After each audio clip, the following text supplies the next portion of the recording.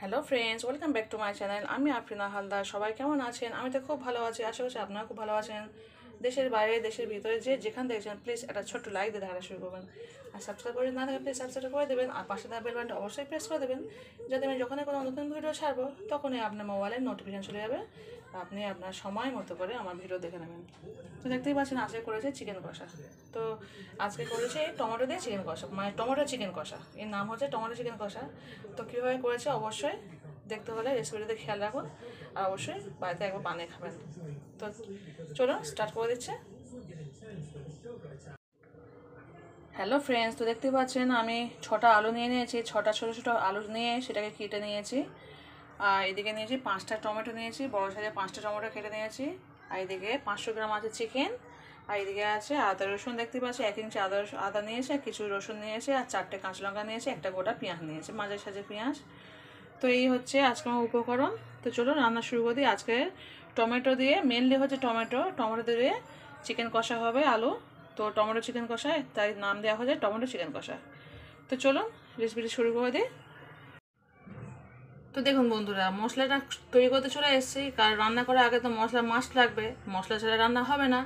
তো সেখানে চলে এসেছে শিলনোড়ায়। তো দেখতেই পাচ্ছেন 1 চামচ নিয়েছি কাঁচা জিরে, কিছু মরিচ নিয়েছি, একটা লবঙ্গ নিয়েছি, একটা শুকনো লঙ্কা নিয়েছি, আর আদা রসুন নিয়ে নিয়েছি। তো শুকনো লঙ্কাটা আপনারা বেশি করতে পারেন, আমার ছোট বেবি খাবে বলে সেই কারণে আমি শুকনো লঙ্কাটা বেশি নিই না, যেহেতু 4টে কাঁচা লঙ্কা নিয়েছি অলরেডি। তো সেখানে একটা শুকনো লঙ্কা নিয়েছি, আপনার চাইলে এখানে বেশি নিতে পারেন। এটা আপনাদের স্বাদ মতো আপনারা নিয়ে নেবেন, যে যেমন ঝাল খাবেন। তো চলুন এটাকে ভালো করে পেস্ট করে নেবো, নিয়ে রান্না স্টার্ট। তো দেখুন বন্ধুরা, কত সুন্দর নিপিস হয়ে গেছে। তো চলুন এবার রান্নাটা শুরু করে দিই। দেখতেই পাচ্ছেন এবার একদম মুছে তুলে নেবো বাটি করে। তো চলুন তুলে নিয়ে রান্না শুরু করে দেবো। তো দেখুন বন্ধুরা, পেস্ট করা হয়ে গেছে, আমি একটা ছোট্ট বাটিতে করে তুলে নিয়েছি। তো চলুন এবার রান্না শুরু করে দিই। তো চলুন, দেখতে পাচ্ছেন একটা কড়া বসিয়ে দিয়েছি, দিয়ে দিলাম অল্প করে সাদা তেল, দেখতেই পাচ্ছেন। তো চলুন তেলটা গরম হয়ে গেছে, এবার আমি দিয়ে দিচ্ছি যে একটা পেঁয়াজ করেছে, সেই একটা পেঁয়াজটা দিয়ে দিলাম। পেঁয়াজটা একটু বাদামি বর্ণের করে নেবো।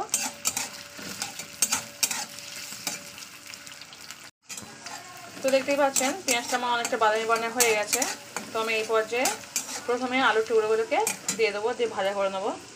তো চলুন আলুটাকে দিয়ে দিচ্ছি,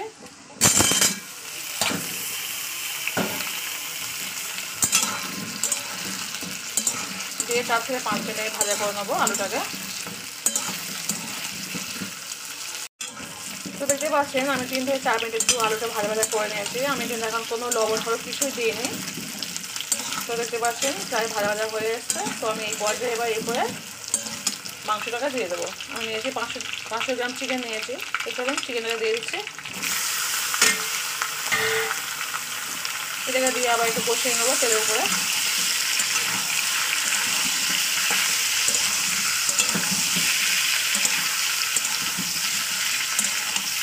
দু থেকে 3 মিনিট কষিয়ে নেবো, বেশিক্ষণ নয়, একদম 2 থেকে 3 মিনিট।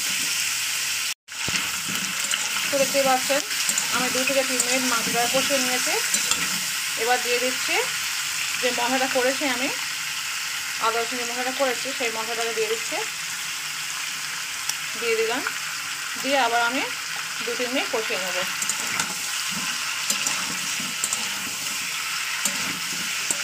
খুব বেশিক্ষণ নয়, 2 থেকে 3 মিনিট কষাবেন।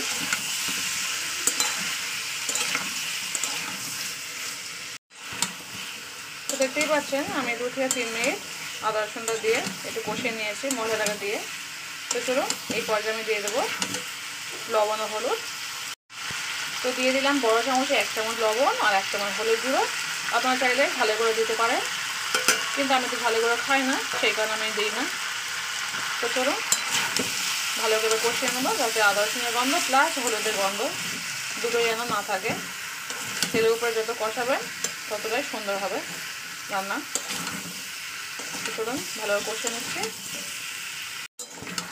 হ্যালো ফ্রেন্ডস, দেখতে পাচ্ছেন আমি প্রায় 5 থেকে 6 মিনিট ধরে আমি মশলাটাকে কষিয়েছি। তো মশলা থেকে তেল ছেড়ে এসে দেখতে পাচ্ছেন কত সুন্দর কষানো হয়েছে, আর অসাধারণ একটা সেন্ট আসছে। যেহেতু মশলাটা অনেকটাই মশলা আমি শিলে বেটে দিই, শিলে বাটা রান্না একটা টেস্ট আলাদা হয়, আর এর দারুণ একটা সেন্ট হয়। তো আপনারা বাড়িতে অবশ্যই একবার সময় যদি পান ছিলে বেটে খাবেন। ছিলে বেটে খাওয়ার মজাটাই কিন্তু মানে মজাটাই কিন্তু আলাদা হয়। তো যাই হোক, চলুন এবার আমি জল দিয়ে দেবো। আমি কিন্তু যতটা জল লাগবে ততটাই জল দিয়ে দেবো। এবার দেখতে পাচ্ছেন জল দিয়ে দিচ্ছি,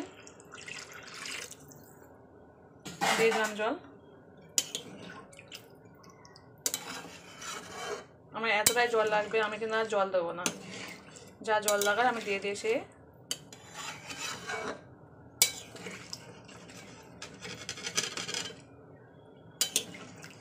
এবার আমি চাপা দিয়ে দিচ্ছি।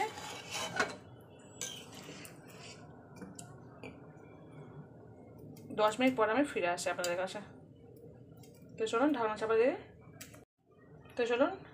দিয়ে দিচ্ছি, আসছি 10 মিনিট পরে। হ্যালো ফ্রেন্ডস, তো ফিরে আসছি পুরো 10 মিনিট পরে। দেখতেই পাচ্ছেন পুরো 10 মিনিট পর চলে এলাম, জল পুরো শুকিয়ে গেছে। তো চলুন এই পর্যায়ে আমি দিয়ে দেবো এবার যে টমেটো কেটে রেখেছি 5টা, সেই টমেটোটা দিয়ে দেবো। তো আজকে যেহেতু টমেটো দিয়ে টমেটো চিকেন এর নাম হচ্ছে টমেটো চিকেন, তো সেই কারণে টমেটোটা একটু বেশি করে নিতে হবে। আর দেখতে পাচ্ছেন জলটা পুরো শুকিয়ে গেছে। তো এবার আমি দিয়ে দেবো টমেটোটা। তো চলুন দিয়ে দিই। তো চলুন দিয়ে দিচ্ছি টমেটো। এবার দিয়ে দিচ্ছি 4 কাঁচা লঙ্কা। আপনারা আপনাদের ঝাল মতো কাঁচা লঙ্কা বেশি কম দিতে পারেন, যে যেমন ঝাল খান। কিন্তু যেহেতু আমরা খুব বেশি ঝাল খাই না, তাই আমি খুব বেশি ঝাল দিই না। তো এইভাবে কষে নেবো 5 মিনিট ধরে, নিয়ে আরও 5 মিনিট পরে আমার রান্না কমপ্লিট। তো চলুন ফিরে আসছি 5 থেকে 7 মিনিট পরে, একটু কষিয়ে নেবো ভালো করে। হ্যালো ফ্রেন্ডস, তো দেখতে পাচ্ছেন ফিরে আসছি পুরো 5 মিনিট পরে। তো দেখতে পাচ্ছেন কত সুন্দর কালারটা হয়েছে, অসাধারণ একটা রেসিপি। আর যেহেতু টমেটোটা শেষে দেওয়া হয়, বেশ এই মাংস রান্নাটা না বেশ একটু টকটক মতো লাগে, খেতে খুবই ভালো লাগে। আর একটু বেশি পরিমাণ টমেটো দেওয়া হয়। তো বাড়িতে একবার হলে ট্রাই করে দেখবেন, আমার মতো রেসিপিটা করে দেখবেন, কেমন হয় অবশ্যই কিন্তু কমেন্টে জানাবেন। আর যে যেখানে দেখছেন প্লিজ ছোটো লাইক দিয়ে দেখার সুযোগ, অবশ্যই ফুল ওয়াচ করে ভিডিও দেখবেন। তো চলুন রেসিপিটি কমপ্লিট হয়ে গেছে। গরম ভাতের সঙ্গে জাস্ট ওয়াও লাগবে, তার সাথে লুচির সঙ্গে তো আছেই, কিন্তু এখানে গরম ভাতের সঙ্গে বেশি ভালো, যেহেতু টমেটোর পরিমাণটা বেশি আছে সেই কারণে গরম ভাতের সঙ্গে রুটির সঙ্গে ভালো লাগবে, কিন্তু গরম ভাতের সঙ্গে বেশি ভালো লাগবে। তো চলুন আজকে এই পর্যন্তই, টাটা বাই। তো আমি পরিবেশন করে দেখাচ্ছি 5 মিনিট পরে। Tata. Would be tricky. The mountainous terrain and tough fighters would slow them down, but eventually India's modern military would take over. Next, they would move east into Myanmar, crushing any resistance.